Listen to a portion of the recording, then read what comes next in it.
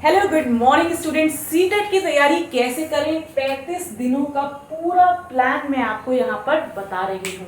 ध्यान से सुनिएगा। देखिए, आपके पास बचे हैं सिर्फ 35 डेज। अब आपकी चॉइस है कि या तो अभी पढ़ाई कर लो और बाद में मौज लेना, क्योंकि लाइफ टाइम वैलिडिटी वाला सर्टिफिकेट आपके हाथ में होगा अगर आप अभी मेहनत करते हो और इसको क्वालिफाई कर लेते हो। या फिर अभी मस्ती कर लो और बाद में रोना कि काश हमने 1 महीने लग के जो है पढ़ाई कर ली होती तो आज हमारे पास हमारे सीटेट का सर्टिफिकेट होता। तो ये चॉइस आपकी है, इसीलिए उठो, जागो, पढ़ो। मस्ती तो आपने बहुत कर ली, इतनी मस्ती ऑलरेडी कर चुके हो, जो करने का मन था कर चुके हो ना। फिर इस गिल्ट के साथ रात को क्यों सोना कि काश मैंने थोड़ा सा पढ़ लिया होता। ये गिल्ट आपको ना हो, इसीलिए समझिएगा ध्यान से। देखिए, एक दिन में आपके पास होते हैं 24 घंटे। कितने घंटे का दिन है? पूरे 24 घंटे का दिन है जी, 24 घंटे। 24 में से आपने 8 घंटे हटा दिए कि आप सो गए नींद के। आप 8 घंटे और हटा दो, आप कुछ काम कर रहे थे, ठीक है। तो आपको बेसिकली अपना दिन 8 घंटे के स्लॉट में बांटना है। तो देखो, आपने 8 घंटे नींद भी ले ली, 8 घंटे अगर आप जॉब करते हो वो भी कर लिया। बचे 8 घंटे में से 4 घंटे आपने फैमिली को भी दे दिए। मान लीजिए 4 घंटे आपने फैमिली को दे दिए, तब भी आपके पास 4 घंटे बचे। इस 4 घंटे में से भी आप 2 घंटे जो आपका मन करता है वो भी कर लो, खाना पीना, दोस्तों से बातें, सब कुछ। बचे फिर भी 2 घंटे। सिर्फ 24 घंटे में से ये 2 घंटे, सिर्फ ये 2 घंटे ही आपको अपनी पढ़ाई में देने हैं।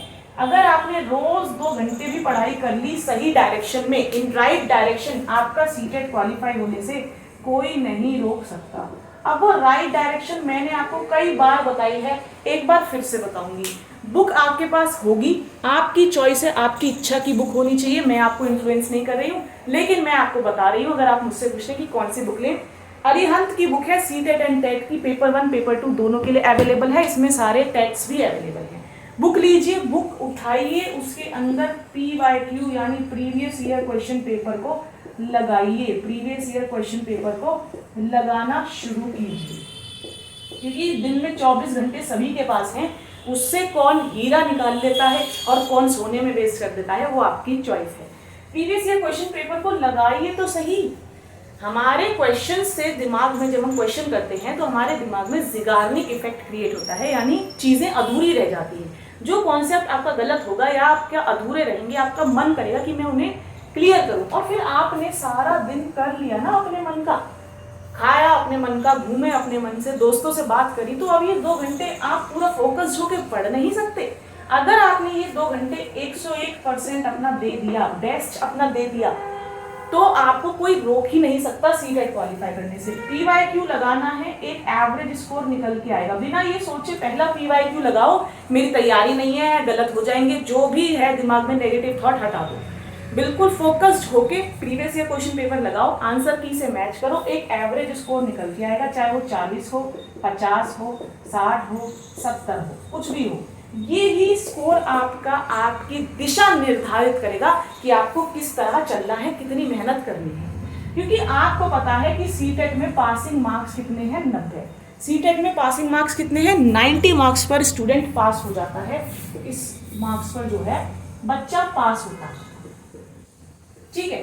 तो अब आपको पता चल गया कि मुझे कितनी ज्यादा मेहनत करनी है या मुझे कितनी कम मेहनत करनी है, लेकिन मेहनत करनी है, ठीक है। तो अब आपको पता है कि भैया मेरे पास टाइम है कम, तो मैं स्मार्ट स्ट्रेटेजी अपनाऊंगी। जो टॉपिक सबसे ज्यादा पूछे जाते हैं मैं सिर्फ वही पढ़ूंगी। पहली ट्रिक ही यही है कि आपको स्मार्टली पढ़ना है, अब NCERT पढ़ने का टाइम नहीं है। दूसरी गलती एक बच्चा जो करता है, बच्चे जो करते हैं गलती की, वो कमजोर चीज की तरफ भाग रहे हैं। 150 नंबर का पेपर है, बच्चों का कमेंट आता है मैम मैथ्स बहुत वीक है, क्या करें? मैथ्स है कितने नंबर की? 15 नंबर, माइनस कर दो 150 में से 135 नंबर की तरफ बच्चे का ध्यान ही नहीं है। वो ये पूछता है कि मेरी मैथ्स वीक है 15 नंबर की, मैं क्या करूं? या फिर मेरी मैथ्स और साइंस दोनों वीक है तो मैं 30 नंबर भी निकाल दूं तो भी मेरे बच्चे 120 नंबर की तरफ तो आपका ध्यान ही नहीं है। कोई बच्चा मुझसे ये नहीं पूछता कि मैम मेरी पेडागॉजी बहुत वीक है, मेरा चाइल्ड डेवलपमेंट ही वीक है, क्योंकि वो ही 90 नंबर का है। हर सब्जेक्ट में 15 नंबर की पेडागॉजी है, लेकिन बच्चा भागता है ये 30 नंबर के पीछे। मेरी SST वीक है 30 नंबर की, मेरा मैथ साइंस वीक है 30 नंबर का। अगर जिस दिन बच्चे ने स्ट्रॉन्ग को और स्ट्रॉन्ग करना शुरू कर दिया, जो स्ट्रॉन्ग है आपका, अगर आपकी पेडागोजी स्ट्रॉन्ग है तो आपने किला जीत लिया है पहले ही। अगर आपने सीडीपी को स्ट्रॉन्ग कर लिया और अगर ऑलरेडी स्ट्रॉन्ग है उसको और स्ट्रॉन्ग करो तो आपके नंबर कवर अप हो जाते हैं जो यहाँ कटेंगे। जो आपका वीक है वो आपके स्ट्रॉन्ग पोर्शन में ऑब्वियसली कवर हो जाएगा ना, कॉमन सेंस की बात है कि जो मेरा स्ट्रॉन्ग है उसको और स्ट्रॉन्ग करना है, स्ट्रॉन्ग को और स्ट्रॉन्ग करो, स्ट्रॉन्ग को और स्ट्रॉन्ग करो, कमजोर को फिलहाल के लिए आप स्किप करो। कमजोर के लिए अगर आपके पास टाइम बचता है 15-20 मिनट की मैराथन्स देखो, क्वेश्चन सॉल्व करो, कुछ ना कुछ तो दिमाग में जाएगा ही, कुछ ना कुछ तो दिमाग में जाएगा ही। तो स्ट्रॉन्ग को और स्ट्रॉन्ग करना है, स्मार्टली पढ़ाई करनी है। जिन भी टॉपिक्स की वेटेज ज्यादा है वो मैंने आपको सारे टॉपिक्स की लिस्ट दे रखी है, वीडियोस को थोड़ा पीछे स्क्रॉल करना, सारे इंपॉर्टेंट टॉपिक सीडीपी के मैंने आपको दे रखे हैं। टैग वर्ड्स को समझ लो, एलिमिनेशन टेक्निक तभी लगा पाओगे जितने ज्यादा आप पॉजिटिव टैग वर्ड्स को याद रखोगे, समझ लोगे, उतना ही एलिमिनेशन टेक्निक लगाने में आपको मदद मिलेगी। सबसे पॉजिटिव आंसर की तरफ ही जाना है। आपने प्रीवियस ईयर क्वेश्चन लगाया, आपको एवरेज स्कोर मिल गया, अब इसके बाद आपको एक दिशा मिल गई कि 90 तक पहुंचना है, पता चल जाएगा कि कितनी ज्यादा या कितनी कम मेहनत आपको करनी है। उसके बाद एनालाइज कीजिए अपनी मिस्टेक्स को, जो भी गलतियां PYQ में हो रही हैं उनको एनालाइज कीजिए, उन कॉन्सेप्ट्स को हिमांशी सिंह मैम से, सचिन सर से, जहां से आपका मन करता है आप उनको क्लियर कर लीजिए। क्लियर करने के बाद हाथों हाथ अपने हैंड रिटन शॉर्ट नोट्स बना लो। नोट्स आपको समझ में आए ऐसे होने चाहिए, ज्यादा बारीकी में मत जाना कि सजा सजा के उन्हें लिखने में लगे पड़े हो, ठीक है। एनालाइज करने के बाद, कॉन्सेप्ट क्लियर करने के बाद दोबारा से एक नया प्रीवियस ईयर क्वेश्चन पेपर लगाओ। अब उसमें आप देखोगे कि आपके नंबर बढ़ने ही बढ़ने हैं, ठीक है। चाहे 2 नंबर बढ़े, चाहे 5 नंबर बढ़े, चाहे 10 नंबर बढ़े, नंबर बढ़ेंगे। उसके बाद आपको इसी तरह से उस प्रीवियस ईयर क्वेश्चन में करना है, मिस्टेक्स को एनालाइज करना है और उसके बाद कॉन्सेप्ट्स को क्लियर करते चले जाना है। रिपीटेड मिस्टेक्स नहीं होनी चाहिए क्योंकि वो होंगी तो आपका स्कोर अटक जाएगा और एक टाइम पे आके अटकेगा स्कोर, मे भी आपका 85 पे अटक जाए, 90 पे अटक जाए और आपको लगे कि अब ऐसा क्या करूं। तो आप जो है रिपीटेड मिस्टेक्स जो हो रही हैं उनको एनालाइज करोगे और उनके कॉन्सेप्ट्स को ठीक से क्लियर करोगे, ठीक है। तो भैया पढ़ लो, अभी भी समय है, पढ़ लो। अगर आप सोच रहे हो नहीं मन नहीं करता तो फिर गलती आपकी होगी, ठीक है।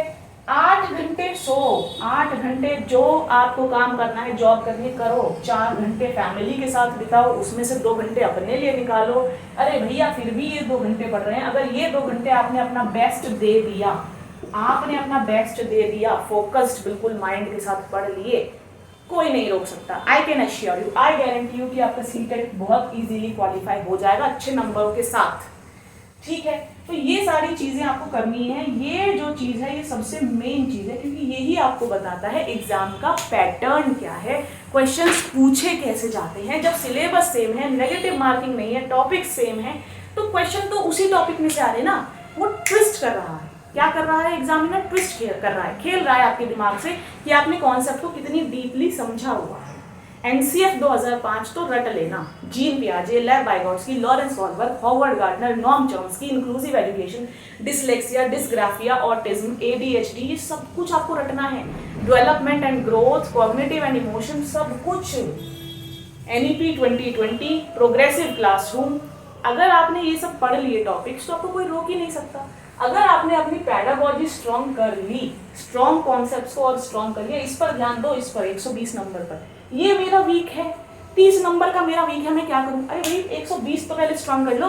आप कॉन्फिडेंटली मुझसे ये तो बोल पाओ कि मैम 120 में से मेरे 110 आएंगे ही आएंगे, कहीं नहीं कटेगा मेरा नंबर। इतना कॉन्फिडेंस जब आपको आ जाए तब आप 30 नंबर की तरफ भी देखो, ठीक है। स्मार्ट स्ट्रैटेजी, स्ट्रॉन्ग को और स्ट्रॉन्ग करना है, PYQ ज्यादा से ज्यादा प्रैक्टिस करनी है, कॉन्सेप्ट्स को ज्यादा से ज्यादा क्लियर करना है, ठीक है। प्रैक्टिकल टिप्स थी, कुछ भी ऐसा नहीं था जो आपको मैंने कहा हो कि गलत है, कुछ भी मैंने आपको गलत नहीं बताया। प्रैक्टिकल टिप्स दी हैं सारी, कितने भी बड़े से बड़ा यूट्यूबर, टीचर वो सब यही बताएंगे कि ये बहुत जरूरी है। जो आपसे नहीं बता रहा है फिर वो आपको बहका रहे हैं, जो ये इंपॉर्टेंट नहीं बता रहे हैं वो आपको बहका रहे हैं, ठीक है। तो all the very best for your CTET exam. Seriously थोड़ा सा पढ़ लो, 1 महीने मेहनत कर लो, पूरी जिंदगी भर की खुशी है। और 1 महीने बैठ के मौज कर लो, फिर देख लेना आगे, फिर भरते रहना फॉर्म, क्योंकि लाइफ टाइम वैलिडिटी है। ठीक है, तो all the very best for your seated exam, stay blessed and happy. और पढ़ाई करनी है बिना बोझ माने, खुश होके, जैसे खाना खाते हो खुश होके, दोस्तों से मिलते हो, घूमने जाते हो, बिना बोझ माने खुश होके पढ़ाई भी कर लो 2 घंटे बिना बोझ माने, क्या दिक्कत है। ठीक है, बाय बाय।